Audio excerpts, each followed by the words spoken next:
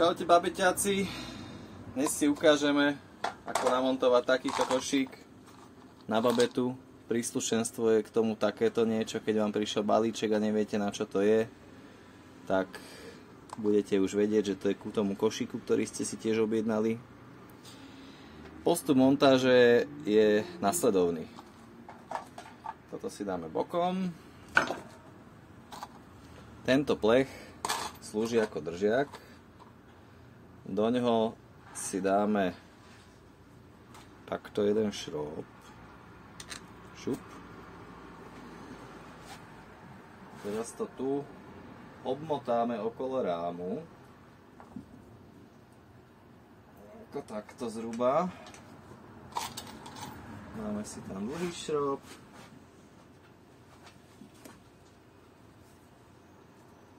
Tak, prevlečeme na druhej strane. Podložka, matička. Samozrejme potom si to treba dotiahnuť s náradičkom. Mal by nám tu zostať takto štift alebo šrob trčať.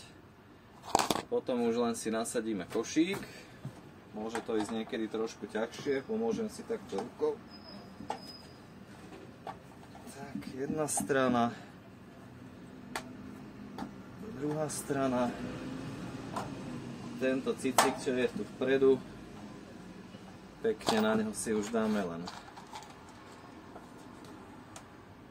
podložku, tak,